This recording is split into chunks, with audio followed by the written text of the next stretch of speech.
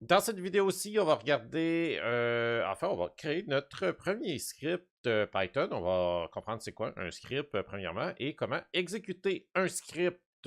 J'ai ici deux fenêtres. À gauche, j'ai bien sûr ma Jupyter Qt Console. Et à droite, j'ai un dossier dans Windows qui est ouvert. Et vous voyez que ce dossier, en fait, se retrouve directement dans le disque C. Et ce dossier s'appelle Demo Python.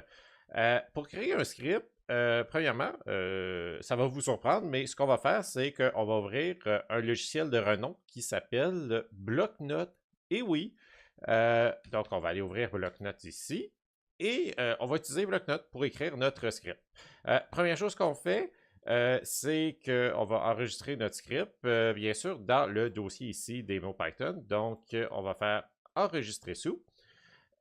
Et ce qu'on va faire ici, c'est qu'on va aller dans le dossier, dans Windows ici, démo Python.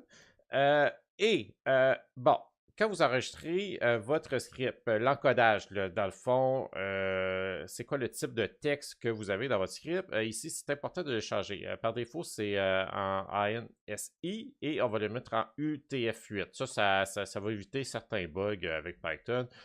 C'est juste ça. Et quand vous allez écrire type ici, on ne veut pas un fichier .txt.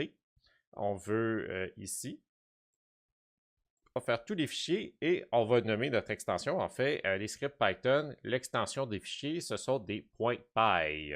Donc, on va écrire script 1 ici et on va dire que l'extension, c'est un .py ici. Donc, on va enregistrer ceci. Et vous voyez ici que, bon, j'ai mon script 1 ici et c'est un type fichier py.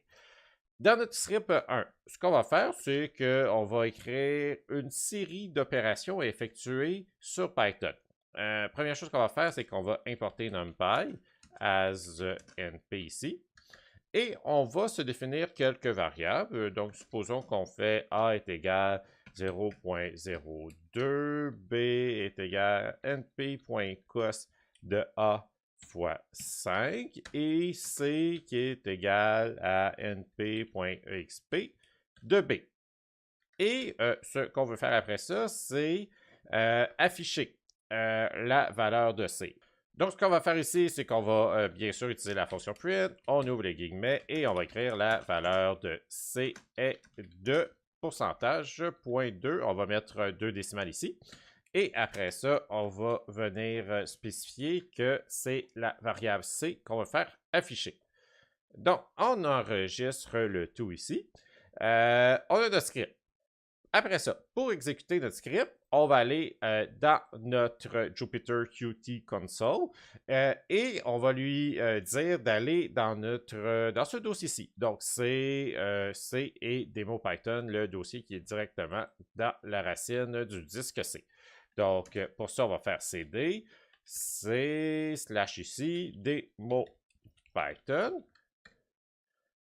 Donc, on est dans ce dossier-ci en ce moment.